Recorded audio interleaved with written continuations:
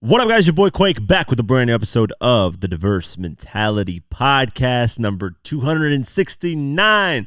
We about to clear in. I'm 300 pretty soon here. Powered by Golden Eagle Energy Drink. They sponsored all of season 4. So for them sponsoring us, supporting us, show them support. Go to drinkgoldeneagle.com/DMP. That's drinkgoldeneagle.com/DMP. Get yourself a 24-pack of the energy drink. The best, smoothest energy drink, and way cheaper than the competition. So check them out at drinkgoldeneagle.com/. Anyways, I've been bumping the fuck out of this one song. Yeah, Glow. Stomp with some shell toes. I don't know what the fuck she says. Something about shell toes. Stomp a pussy with some shell toes. Yeah, Glow. Two-tone Cartier match the nails, ho. Yeah, Glow. That record's been fucking stuck in my head since I heard it first. And I've been seeing a lot of people do remixes of that track, man. And a lot of beats fit it really well. The Wanksta beat, the Still Tipping beat. There's a lot of different beats that were put on this track. And it's fire, man. Glorilla, like I said, I don't really listen to a lot of female rappers. But every now and then there'll be a song that I bump that I really love. And I'm upset at this track not being really high on the charts right now. So anybody that hasn't heard it, check it out. Let me know what you guys think. I really, really love the track.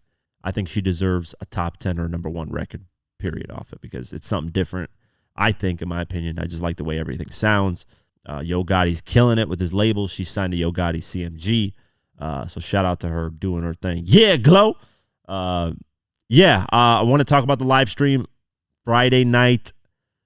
Was it March? Yeah, March 8th, 8 p.m. Eastern. So this upcoming Friday. I will do the live stream on the podcast channel. We will debate what is the more influential album, Kanye West's 808s and Heartbreaks or 50 Cent's Give It Should I Trying. If you're confused about the question, please do your Googles, because if you're confused, you clearly don't know what both those albums have done musically, sonically, influentially. That's not even a word, but you get what I mean. They've both done their mark in an amazing way. So I think it's damn, like, this is one of the questions that I have a hard time answering directly. Like, there are days where I say it's Kanye, there are days where I say it's 50, but yeah. So join me on there. We're gonna see how many people join in. We're gonna see how, if the stream goes well, because I've been doing tests and seeing if I can get the stream to go well. And yeah, we'll just have fun. We'll kick it for about an hour and 30 minutes, maybe 2 hours. And I'm gonna try to do those more often. I got a lot of stuff planned, but Ramadan is coming up, and I'm going to be fasting a lot. So, I'm going to be on a whole different schedule. I'm going to be up at night while I sleep during the day, flipping my schedule, because at night I'll be able to actually eat. I need some fasting anyways. I got like a bit of a belly. Got to get back to working out and, kind of get myself back to where I was fit-wise. Anyways, let's get into it. There's not really a lot of news, but a lot of interesting ones that I think, brought some interesting debates, at least on my end. Chris Brown, this one's not really anything debate-wise, but Chris Brown is at risk losing his home over a $2 million Popeye restaurant debt. We reported on this, I want to say almost 2 years ago. Like, it's been a minute since we reported on this, but there's been some new updates on it. So Chris Brown may be forced to hand over some of his property and earnings to cover a debt that traces back to an investment he made in fast food.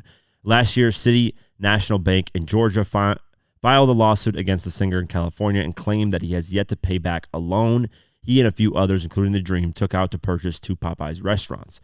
Their plans never came to fruition, and the tab remains unpaid. On Sunday, March 3rd, BNN reported that the Los Angeles court has now ordered the R&B star to settle his $1,760,654.11 bill. So basically $1.7 million per documents obtained by the publication. Breezy has 30 days to respond to the judgment, or else he'll have to give up his possessions as an alternative to not paying up. That's a hefty tab, man. $1.7 million. This court may order that a writ of execution or other enforcement may issue. Your wages, money, and property could be taken without further warning from the court, the filing states. If enforcement procedures have already been issued, the property levied on will not be distributed until 30 days after you serve this notice. Since 2018, the bank has reportedly made several attempts at trying to collect the loan. As of February 17, 2023, borrower and grantors owe $2.1 million in unpaid principal and interest, reads the lawsuit. This is just the latest lawsuit that Chris Brown has had to negotiate, as he is currently fighting a $71 million dog attack case filed by his former housekeepers. Yeah, that's $71 million. That person's not getting that. Anybody gets $71 million for a dog attacking them, I don't know, they must have the best lawyers in the world, because that's an insane ask for a dog attacking you. You're going to sue somebody for $71 million. Like, if a celebrity does something to you where you can sue, I've mentioned this on previous podcasts, do not sue at an astronomical amount of money. You're not going to win. Like, be reasonable in the lawsuit here. Ask for $5 million. That's a more reasonable, even though that's a lot for a dog simply biting you. Now, it could cause trauma, depending on where the bite could be. Could chop off your wee-wee. I don't know. It could be a bad place, and it could cause a lot of trauma and harm to your body, blah, blah, possibly mess up your veins and whatever, your senses on your body, whatever, and that could cause a lot of problems. $71 million worth of problems? No. $5 million maybe max, depending on the situation. 10 if you want to be petty, but I think $71 million is just, you're living in La La Land, whoever that is that sued. You're living in La La Land, brother. Get out of La La Land, because La La Land does not get you money. Continuing on, will.i.am. This is interesting.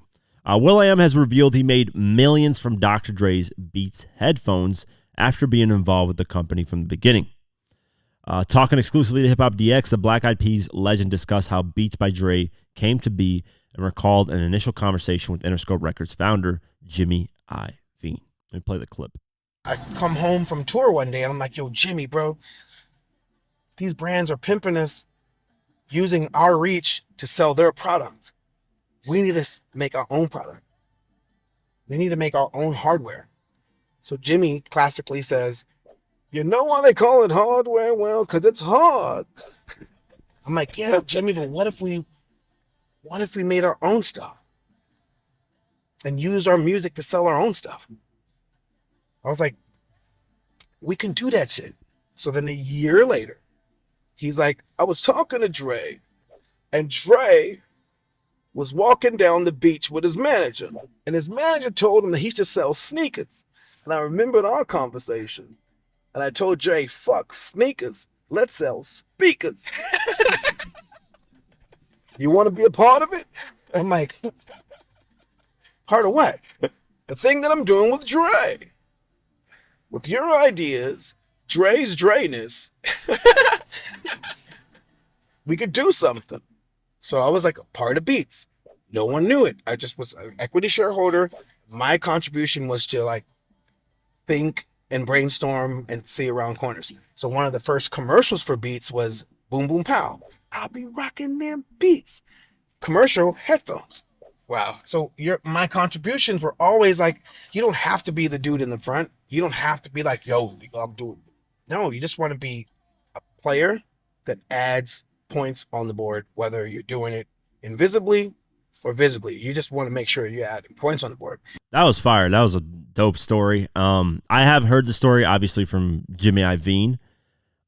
But here's the thing that I think a lot of people skip over. The first time, and I could be wrong, but the first time you see a Beats by Dre headphone in a music video is on Eminem's You Don't Know music video.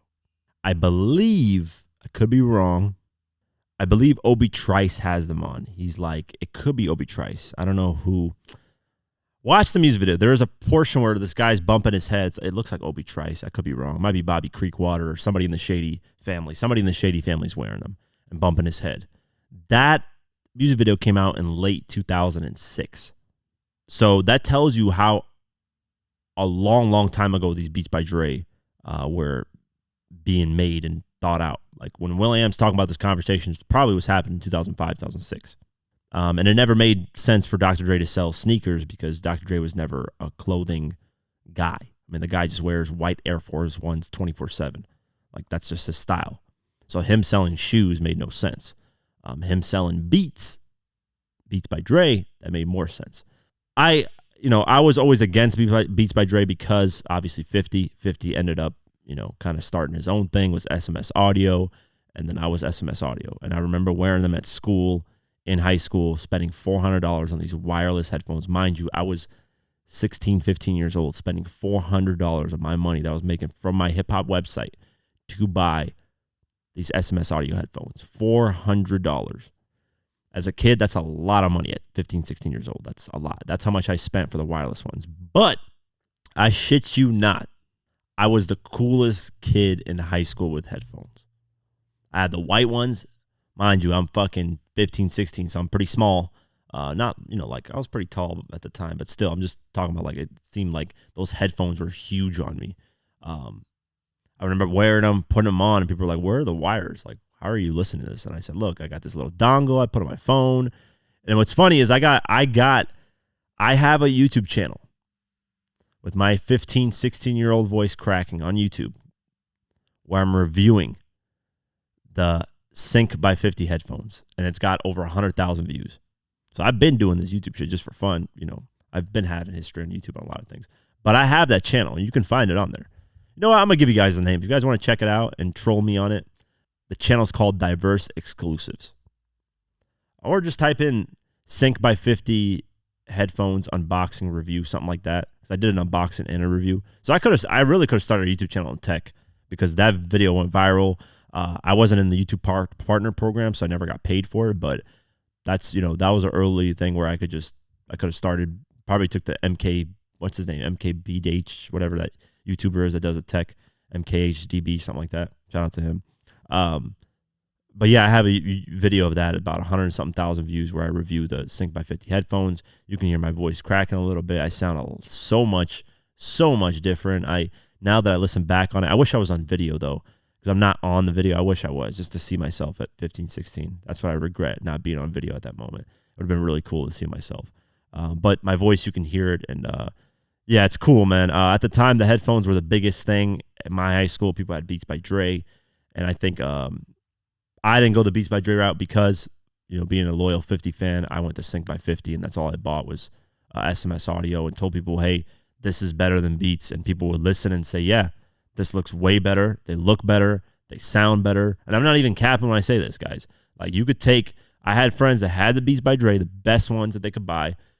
Mine, put them together, and, mine were wireless and sounding good still. Yeah, man, I still have those headphones too. Classic days. But yeah, they made a shit ton of money, man. Of course, they sold it for billions. Dr. Dre made like 800 million off it, some crazy number. But yeah, I remember I spotted the Beats by Dre headphones first on the Eminem You Don't Know video. So, I don't know. After that, will.i.am saying he did a bunch of commercials for obviously he did. Black Eyed Peas had like a second run with that Boom Boom Pow record and a bunch of I Got a Feeling, all these records that they were releasing. So they had their run, and then basically 50 was right. Interscope Records turned into a headphone company that was just promoting headphones. Every music video by Interscope Records had a Beats by Dre in there somewhere. So it was next level stuff. But, I mean, successful, man. And it popped off and made them a lot of money. So smart move on their end. Great story, too. Dame Dash, speaking of business, Dame Dash and Lyor Cohen. If you don't know who Lyor Cohen is, this is a guy who's been in the music industry for a while. Used to work at Def Jam Records, or basically was the owner of Def Jam Records, owned it. Jewish, by the way. I'm throwing that in there because a lot of stuff that Dame Dash accuses Lyor Cohen of is related to, him being a Jew, and a lot of Jews running the music industry, whatever. The stuff that Kanye West says too. But now he's accusing, they got beef, basically. They've been having beef. Dame Dash has disliked Lyor Cohen for a long, long time now. And then Lyor Cohen in his interview says, I could give two fucks about Dame Dash. But this time, Dame Dash accuses Lyor Cohen of taking advantage of Young Thug while he's in jail. Let's go over the article. Dame Dash has once again taken shots at his long-time antagonist Lyor Cohen, this time over Young Thug. During a recent sit-down with Matt Hoffa for Dame's America New Network, the Rockefeller co-founder was asked about whether the music industry encourages toxic behavior. So let's play it. And also this thing, like, now you'll sign an artist, and if he dies, you're going to make more money. More money, yeah. Because of the insurance. So it's just, you could just tell, like, for me, if I see a kid that's making music about shit that's going to get him killed because he's really doing it, I don't think I'm putting their records out. I'm not going to enable that child. I'm not going to, like, when I look at, Young Thug, I'm like, yo, Lyor and them just made a big check and he's going to jail. They made money off his music. So if they made money off that music and he's in jail for that, then all that money they made off the music should not go to them. Like, how did they get to get all that money and he has to get a jail cell? And they made money off the music that's putting him in jail. I mean, that's just how I look at it from the outside. But at the same time, you can't really look at it like, I've been that guy that says, yo, if you're doing this, I'm not putting it out. I've done that. I get a little bit where Dame Dash is coming from, and I agree. I think if hip-hop execs, owners of record labels that sign a lot of these artists just turn down a lot of this gangsta aggressive music and said, listen, we're not pushing this. We're not putting our money behind it. We don't care. We don't want to hear about this anymore. A lot of that would tone down. That's just the reality of the situation. But Dame Dash, I agree with that portion of it, and I'm glad he did that with artists. Turn down things that could potentially get him in trouble and just not releasing toxic music 24/7. Of course, some artists have a story to tell where they actually got involved with that gang street stuff. Makes sense. They rap about it, they talk about it, then they move on from it. But if they're still doing it while rapping about it, that's the worst thing you can do. If you're doing crimes and getting in front of the camera, it's an oxymoron. It doesn't make any sense. But to blame Lyor Cohen for Young Thug's actions in the streets prior to him being famous, that's not really Lyor Cohen's fault. Lyor Cohen probably, I don't know, I'm just assuming things here. Lyor Cohen probably didn't know if Young Thug was actually the gangster that he says he is. Maybe he just said, hey, it's music, it's entertainment. That's what he's rapping about. Maybe he grew up in there, but he's done doing it, Because if you look at the timelines of when Young Thug blew up and when he's been doing the stuff, it was like they're pretty close to each other. So I can't blame Lyor Cohen for that, but I do agree with the pushing. I remember Lyor Cohen. I remember this. I don't know why I remember this part of the Breakfast Club interview vividly. Lyor Cohen went on Breakfast Club a while ago. It's like 2018, 2019. And who was it? It might have been Charlemagne. Might have been Angela Yee. It definitely wasn't. Anyways, it might have been one of the two that said it. And he said, that asked this question like, how do you feel about rappers being drug addicts? They're rapping about these drugs. They're taking them, influencing other people to take drugs. Lyor Cohen's like, listen, I'm going to call out any artist that I see that has codeine in their cup. He said, that's liquid heroin. You're a junkie. That's what he said in the interview. I'm going to call you out and call you a junkie. That's a junkie thing. You're a junkie, and I'm not going to support that. But then I think DMX got dragged into it, and he was talking about like DMX a little bit and how he had to deal with DMX's issues. And because, Lyor Cohen's the one that actually signed DMX, put him on. So there's a lot of things, man. I think Dame Dash has a lot of good points, but to blame the Young Thug thing, on Lyor Cohen. But he was right about the death clause thing, that if an artist dies, record labels have insurances on them. And then on top of that, if it's a popular enough artist and their popularity has died down, but them being dead brings their popularity back, then there's actually incentives to potentially, not conspiracy theorists in this section, this is a conspiracy type of theory thing to say, but there's an incentive for label to kill the artist if they're going to make more money when the person's dead. Because now you don't deal directly with the artist anymore. You're dealing with their estate.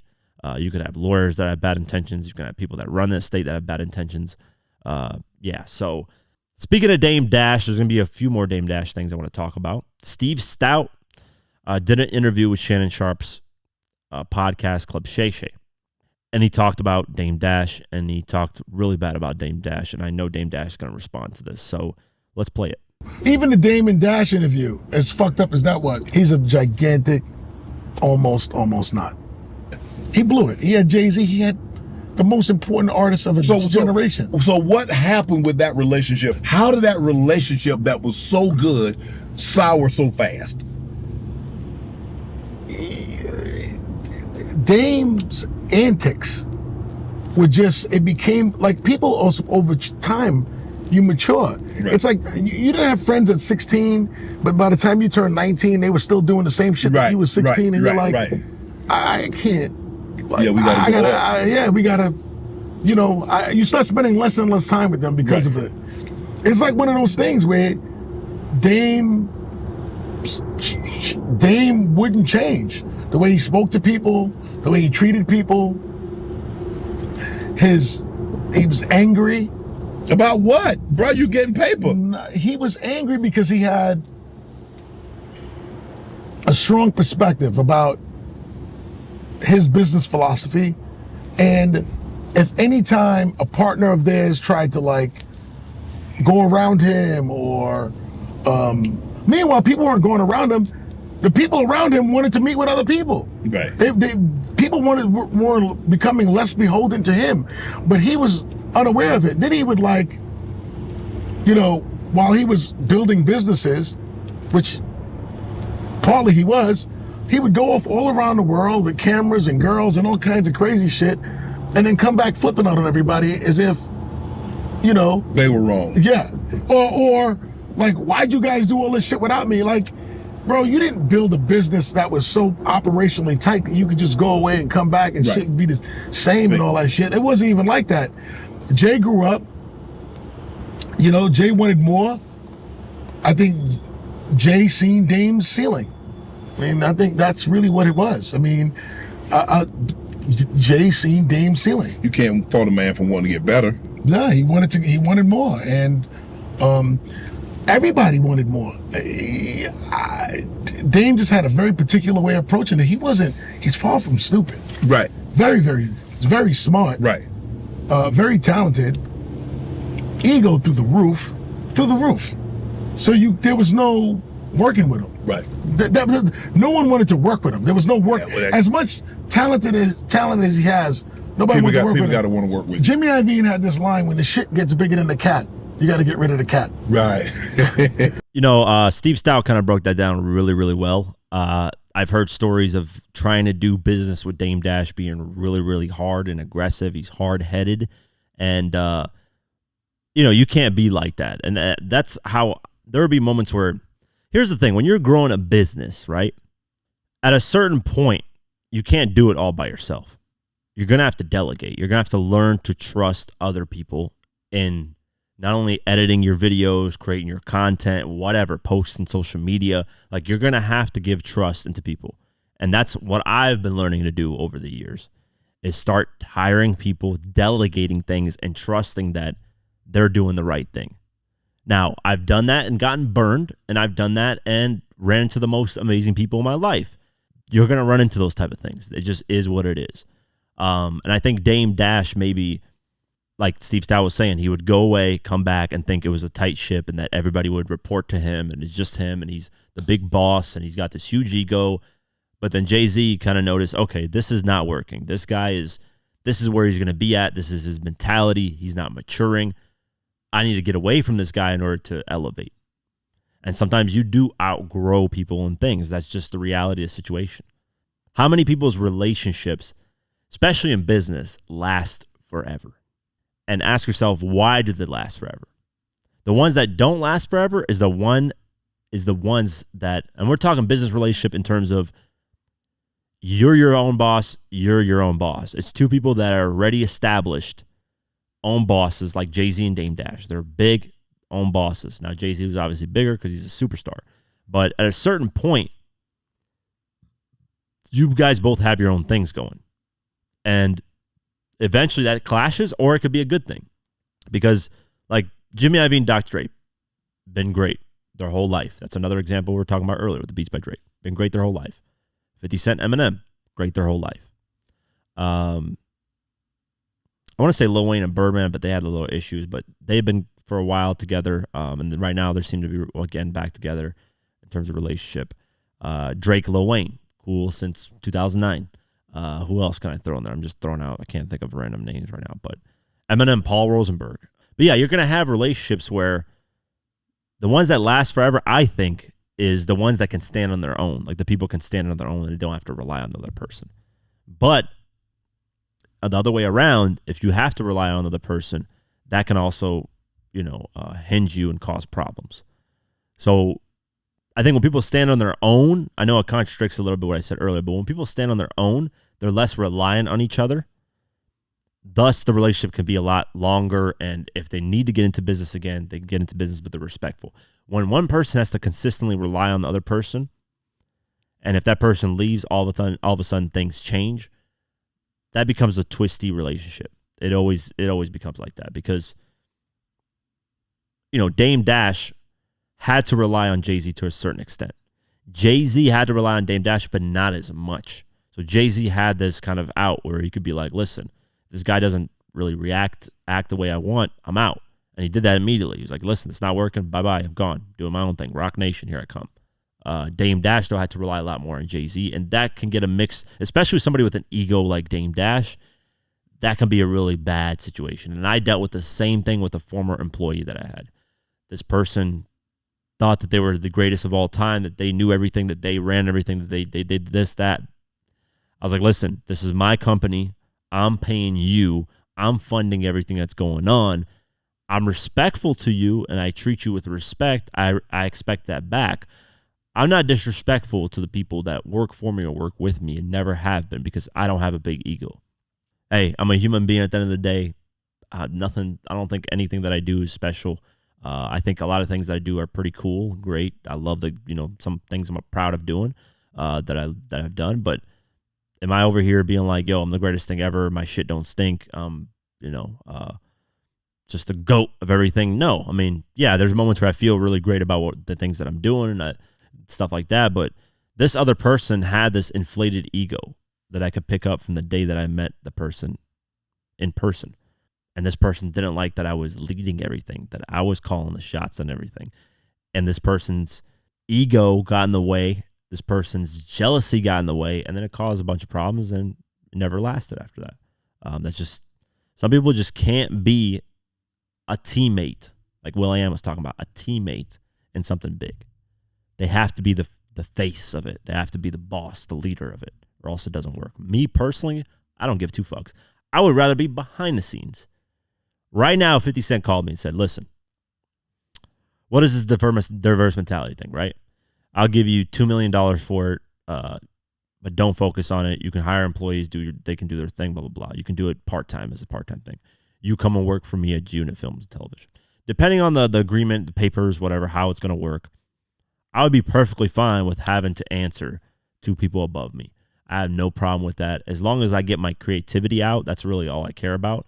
I think when I'm hindered with creativity, that's where I have an issue, where I'll push back. That's why, I've always wanted to be my own boss in terms of running my own thing, because I can do what I want creatively. Creatively. What am I thinking? Creatively, I can do whatever I want. And I've had labels try to buy my company, Diverse Mentality, but they take away the creativity aspect, and I don't care. You can offer me $100 gazillion. If you take away my creativity where I can get how I feel out, then I have a problem, and I can't work like that. So that's my problem. And I knew when I hire people, I know that some people like to get off their creativity a lot more, and I let them do that. As long as if 90% of the time, that guy that I hired, I approved a lot of what he did. I was like, listen, that's what you think that's cool? Hey, I might have done a little bit different, but I fuck with that, put it up regardless. Okay, you thinking that's cool? There might be some things where he'll present something to me and be like, nah, this is way off of what I even had in mind. But it would be very slim. Like he would send me 100 things, maybe 6, 7, 8 things would be switched around. Like I said, 10%. That's not out of 100, 6, 7, 8 things. That's nothing. I know people that literally shut down everything somebody submits and says you have to do it my way or the highway, and that's fucked up. But some people don't mind that. That's the thing. Some people just want to be told what to do, and that's it. They don't want to add in extra. They just want to do their job, what they got hired to do, and that's fine too. But you got to find which ones are like that, and then you got to find out which ones aren't, which ones need more creative control, which ones don't want to have more creative control. So that comes with just starting businesses in general and dealing with people. So it's an interesting take from Steve Stoute. But before we continue, I want to give a shout out to Golden Eagle for sponsoring this podcast. Yes, if it wasn't for Golden Eagle, this podcast wouldn't be possible. If you're looking for an energy drink that doesn't tear a hole in your pocket, Golden Eagle energy drink is the one you want to get. Golden Eagle has the smoothest taste with no aftertaste. You don't get acid reflux when you drink it, and you will save a lot of money. So check out Golden Eagle at drinkgoldeneagle.com/DMP. The link is in the description below. And how do you think this podcast would be possible without me having energy to do it? Come on, guys. You guys got to remember this. I need energy to do this stuff, man, because there's a lot of crazy topics. So look how smooth this thing sounds. Look at it.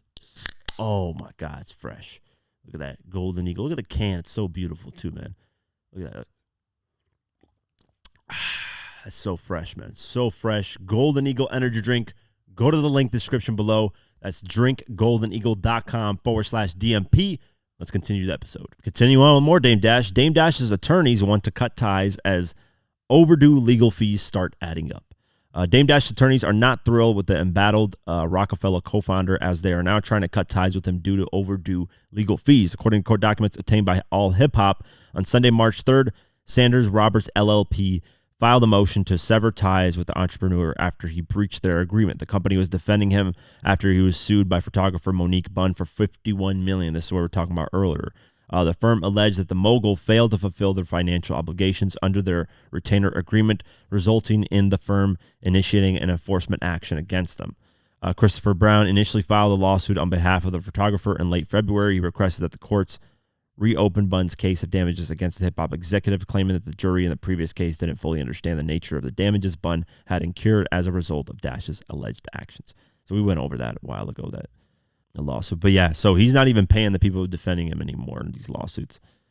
Dame Dash dealing with a lot of money problems, man. He should definitely sell that portion of Rockefeller. It sucks that he has to do it, but being your own boss is what comes with, man. I think he has, like Steve Stoute was saying, he's a genius. He's definitely not a dumb person. He's got, I think he could even have a second run in him in terms of like being big again, but ego gets in the way of a lot of people and it ruins a lot of things. So it sucks, but yeah.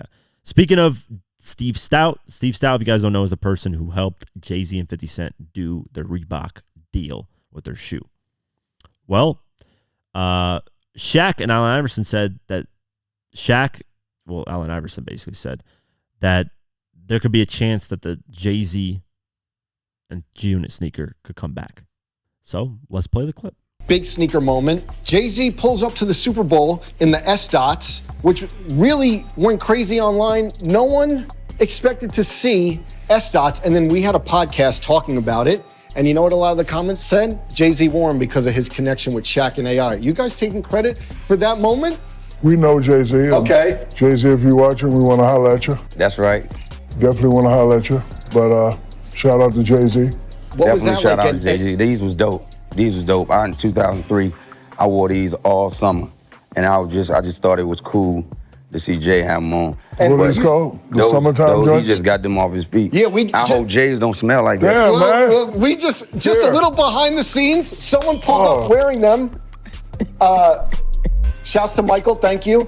But AI, did you have like custom ones with your name on them? Yeah, no, I had my crew thick.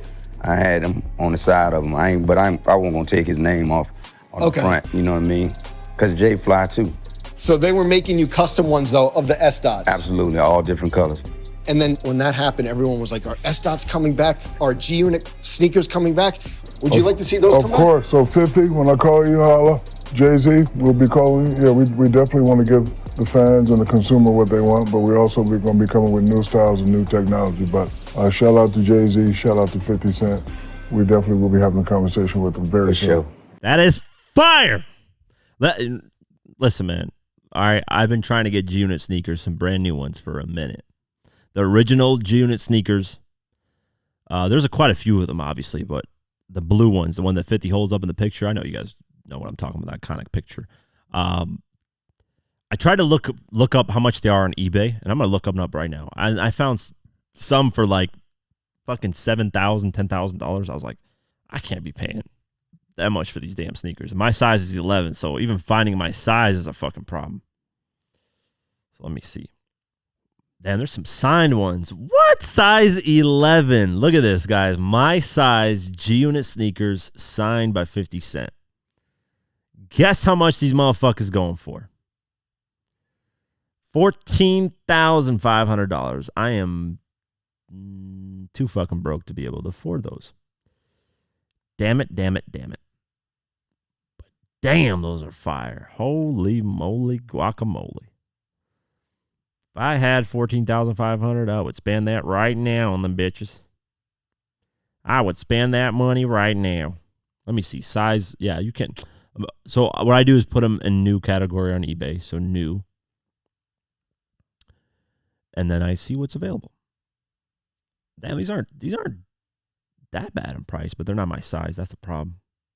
These ain't that bad in price, to be honest with you. Now I'm kind of looking at this right now. We're getting it, but they're not my size, and these aren't the type of shoes I want. So yeah, this ain't gonna work. Fuck, man. Yeah, these sizes are like 8.5. Like, I ain't got no damn 8.5 feet. Shout out to men that got 8.5 feet, but that ain't me, bro. I got size 11. So if anybody got any size 11 unit sneakers, like we're talking brand new with them bitches with the box and everything, hit my line, man. I'm willing to pay a decent amount. I'm not willing to pay more than $4,000. So don't throw no damn $4,000. Don't throw no damn $5,000, $6,000. I'm not paying no damn $4,000 for shoes. The most expensive shoes I bought were the Nike off-white, the lime green ones. I believe I bought them for $700. And that's the last time I'm ever spending that amount on shoes ever in my life again. I don't care if I become a multimillionaire. Shoes, just to me, spending that much money. God bless your soul if you're doing it, but I can actually resell them because I only wore them a few times. But I have these. I also bought these Pharrell human races. They're yellow, very rare. And I've worn them 3 times. So they're not really worn out or anything. Wore them 3 times. And I remember going on the GOAT app, which sells a lot of shoes, like these type of rare shoes and just new shoes. And I saw them selling for like $4,000. So I got to actually look that up again. How much are those shoes really? Yellow human races. Yeah, see, we're getting 1,707. So I bought them for like $400. So if I can sell them and flip them, I will be happy with that because I like them. That's why I bought them. But shit, I like, $1,000, $2,000 a lot more than I do like these shoes. So, but yeah, size 11, which I have, there is none. Wow, size 11 right now is going for $2,386. I remember at one point they were going for like $3,000, $4,000. So they went down, but still, that's a lot. Damn. Some of these on the Go app going for like $7,000. What size is that? Holy moly, guacamole. Yeah, so yeah, 11 right now is $2,593. So that's a lot of money, man. So if I can, I'm gonna look into selling those because I got them in my closet just chilling. I'm not a big sneaker guy. I haven't even bought sneakers in a fat minute. I'm wearing sandals. I've been wearing sandals for a minute right now. These are old raggedy sandals. I need to buy some new sandals.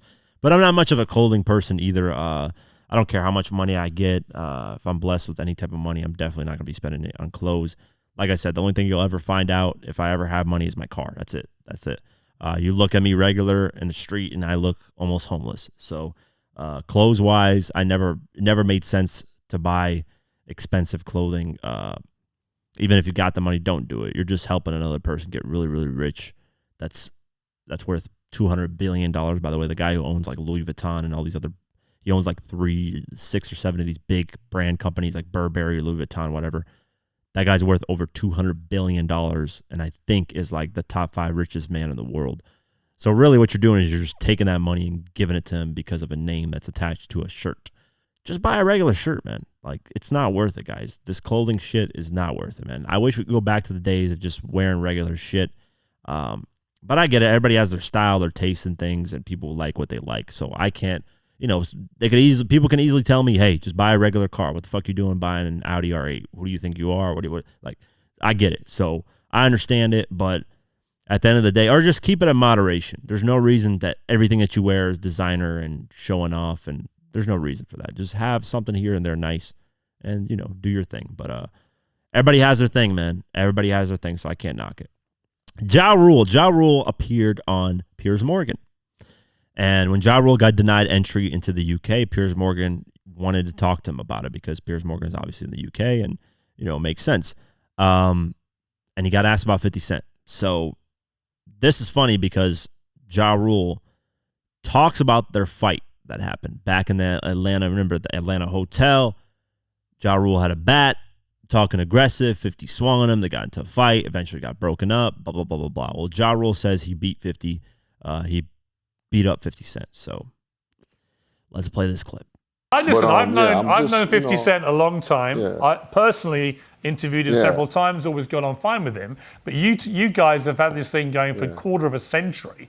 And it's interesting to me that Well, next time you interview him, Piers, ask him these questions about me. Well, I will, but just when I do interview him, Yeah. I want to better say to him, Ja Rule says you're not a stand-up guy because. Fill that sentence for me. Yeah. Yeah. Well, he knows. He knows. Yeah, but I don't. He knows. But that's okay. You're not supposed to, Fizz. But you can give me It ain't for you to know, some you know meat what on the I'm bone. Give me some bit of the beef bone. Listen, Fizz. I'm not here to talk about this. I'm here to talk about my tour, my UK fans that I love, and how we're gonna, spin this situation into a great one for them, and bring them this tour. So that's the gist of what I'm trying to do and what I'm doing. So, But if he's watching, I don't worry about what he's talking about. If he's watching this interview, what's your message for him? I don't have one. Good luck to him and everything he's doing. He's another black man. I wish all of us luck. I'm looking for everybody to win. I don't have competition, Pierce. I compete with me. That's it. So, those things, like I said, there's no message to be sent. Who would, out of interest, who would win if you had a fight? That's happened already too, Pierce. So Really? You got to do your research, man. Well, I did a bit of research. I knew that various members of your gangs had traded, but you've actually had a physical fight with him, have you? Yeah, absolutely. Who won? Absolutely. Yeah. I did, Pierce. Come on. Really? Man. All right, I'm done, Pierce. Are you asking all these crazy questions, man? Like, you want the fluff and flatter. I don't do that. I'm you know what, Ja Rule? I've always wanted to interview you. Laid back individual. I've always wanted to interview you. You're in the internet foolery. You're in the news. I'm just letting you know. No, look, you're in the news here for the reasons we've discussed. I think I've given you a very fair chance there. And some probably quite good advice. I'm just curious. I want to just touch on a few other things. And that rivalry, obviously, him tweeting what he did, is just another example of this rivalry that never goes away. And I'm curious, knowing him. It's a one-sided thing. It's a one-sided thing, Pierce. Yeah. It's a one-sided thing, Pierce. You never see me say anything about him. I just mind my business, do my business, and you know that because you see me at my place of business. You did call him a pussy last week and told him to shut up. And that's facts. And so I don't need to speak about facts. What's understood don't need to be explained, Pierce. No, but you say you never respond. That's just reality. You say you never respond. You do occasionally. I'm just saying. I'm just letting you know, Pierce. I don't do the back and forth foolery. Understood. That was hilarious. Piers Morgan was pressuring Ja Rule to talk about 50 for roughly like 6-7 minutes. It was hilarious. Ja Rule wasn't having any of it. But Piers Morgan's right. He tweeted at 50 when 50 clowned him. So he says he doesn't get back into the back and forth, but clearly he does. And I know it it irritates Ja Rule whenever he's doing interviews. People ask him about 50. I think he needs to just, O.J. Simpson, he did an interview. If you guys don't know who O.J. Simpson is, football player, but then, got accused of, or basically killed his ex-wife or whatever, Nicole Simpson, and so on and so forth, whatever. He always gets asked about the murder questions. And he did an interview with the podcasters. I forget their name. What was it called? Whatever, the big YouTuber podcast. And when he did the interview, he said, don't ever ask me about, like he had it in the interview clause that you can't ask me about the murder. Well, at the end, they snuck in the question. He's like, guys, I'm not here to do this. So Ja Rule just needs to do that and just be like, I'm not here to talk about that. I got other things to talk about. And that's what he was doing throughout the interview. But Piers just kept pressuring and pushing and prying. And it's funny, man. The fact that, Ja Rule said he beat 50 Cent in a fight. Well, if you guys watch my documentary, you know that Ja Rule, they got into a fight. Apparently, Ja Rule had a black eye, showed up to Atlanta radio station. The radio host himself said he saw Ja Rule with a black eye because he had shades on. You can see it from the sides. Obviously, shades can't hide.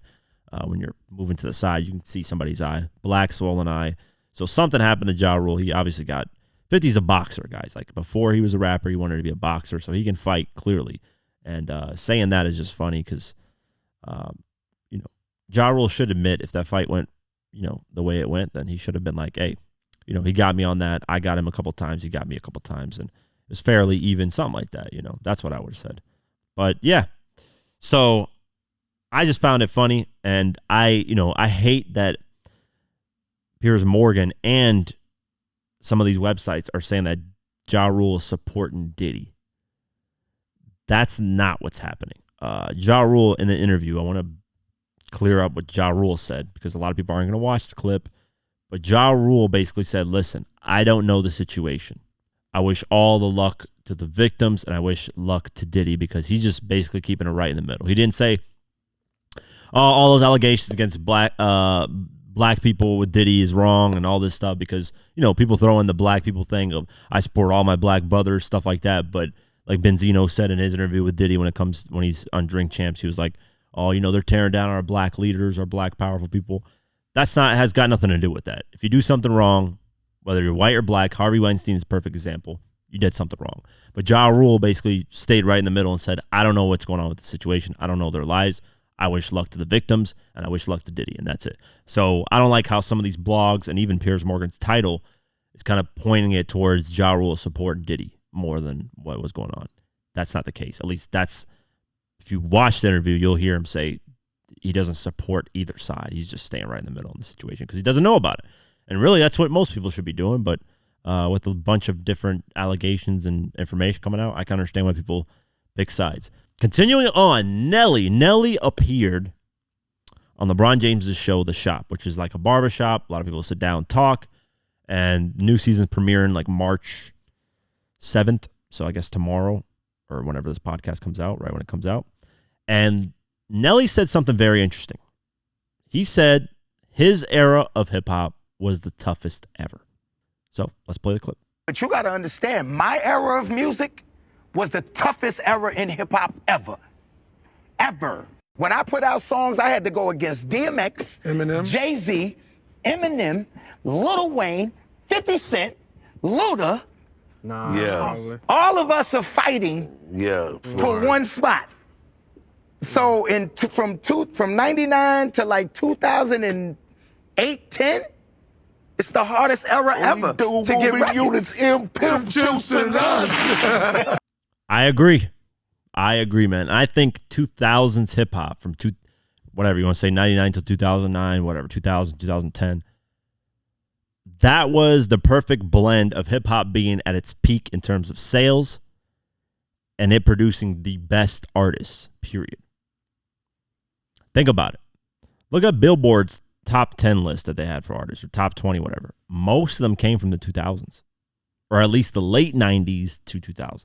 Now, 90s, people are saying, oh, I think 90s is more competitive. No, because 90s hip-hop didn't reach the mainstream level like 2000s hip-hop did. Yes, Pac was big. Yes, Snoop. Yes, Dre. Yes, Nas. Yes, Jay-Z. Yes, somewhat DMX, and because he was a little bit more in the later 90s. Yeah, you had artists here and there, but 2000s, everybody was selling. If you did 500,000 first week, right now that's looked at as you're a fucking goat. Back then, you did 500,000 first week, it's pretty good, not bad. That's a thumbs up, but it wasn't looked at as like. Now if you did 6, 7, 8, okay, damn, this guy's doing it. Now you're doing 9 to 1 million. Some people. Actually, no, I'm taking the million too far because only 50M and Lil Wayne did 1 million copies. Think about that. Well, Kanye got close with Graduation doing 964, but still didn't do 1 million. So only 3 artists within that 2000s did 1 million copies first week. Eminem did it twice, 50 did it once, and then Wayne did it once. So they're on the whole category. So let's just say if you did 400 to 500,000, you got a thumbs up. You're doing good. If you did 600 to 700,000, you were doing really great. If you did 800 to damn near 900,000, you were like GOAT level status. But that's the standard. Now it's like if you do 500,000, you're the GOAT. You're doing insane numbers. You're one of the best, period, out. In terms of competition, I agree. I think there is a lot more quality music than there is now. Now, people are arguing today's time, there's social media, there's the internet, anybody can release music, and you got to compete basically with the whole world because anybody can be an artist, anybody can release music. I get that, and it's harder to keep people's attention span on your music because there's so much stuff coming out every single day. So I understand that aspect of it, but the 2000s just birthed so many great artists at once. It was like, here's another one. Here's another great one. Here's another great one. South coming in. Jeezy, Gucci, T.I., West Coast. Like, just constantly fucking artists were coming out that were great. That's what I'm saying. I think the 2000s, from 2000 to 2010, greatest era ever. I don't 90s was second to me in terms of greatest era. And then you could go to 2010, 2020, maybe 80s. I would probably put 80s as a third, then fourth, 2010 to 2020. And then the fifth, I guess you can put the rest of the years in and combine them. But that's how it goes for me. I think the 2000s was just perfection. Really, perfection. Like Cell from Dragon Ball Z, perfection. Perfect Cell. And I agree, it was the toughest. Like I said, sales, and then you got all these, like, if you just look at award shows from back then. Just look at award shows. Look at, how they present, the award shows and say best hip-hop artist, and they play the songs that are getting nominated, whatever, or the artist. Bro, everything's a fucking classic. Now looking back on it, we listen to this music still to this day. These songs get sampled from artists to this day. That just shows you how impactful it was at the time. They're getting sampled. Like, everything that they played at these award shows was bumping. I still bump to this day. But I do have a bias towards the 2000s era, but because I grew up in that era, basically. But still, regardless, I think it was the most competitive, highest in terms of peak of hip-hop and sales. Back then, people had to drive to go pick up your CD. Back then, internet got involved a little bit later, but people had to do a lot more work to get higher, like to get a number one song on the charts to sell a lot of records. I remember Chameleon dropped The Sound of Revenge, did 100,000 first week. Not that great of numbers, right? Back then, 100,000 first week was like you flopped, basically. But throughout grinding, throughout pushing records, throughout going to radio station, promoting, next thing you know, the guy sold 2 million records on his album. That doesn't happen anymore. The work like that, people don't do it anymore. There's rarely any interviews with some artists. They'll just drop music on streaming platforms and boom, done, finished. Move on to the next project. So back then it was a lot more. You had to put your feet to the ground, go to every location, talk, shake, kiss babies and shake hands like the president, like politicians. They got to go state to state. That's what you had to do back then. Go state to state, go to these radio stations, go to these signing events, do a concert possibly, go to the next area, do the same thing over and over again. Let the people feel you, touch you, hear about you. Now, man, artists don't be doing that shit. They don't, which sucks, and it's unfortunate, but I agree with Nelly wholeheartedly. Billboard Hot 100. This pissed me off, man. Pissed me off. Beyonce held the number one spot and did not move. Last week, she was number one. She's number one still. Texas Hold'em, Beyonce. This is what pissed me off. I wanted Kanye West's Carnival to go number one because he's independent, with no label push, and he's quote-unquote canceled. But he did jump up slots. Last week he was 4. He's at number 2 right now with Carnival. Go, go, go, go. Head so good she on the road. She ride a dig like Carnival. Oh, go. Yeah, it's fire. I love the beat going in. Kanye is just ridiculous. I want this song to go number 1, so please keep streaming it. I think Kanye having a number 1 independently is big for music, period. Not just for Kanye, but for music, period. Hopefully that motivates more of these mainstream artists to get off labels. I would love that. The industry plant, Jack Harlow, Love It On Me is number 3. Beautiful Things, Benson Boone, number 4.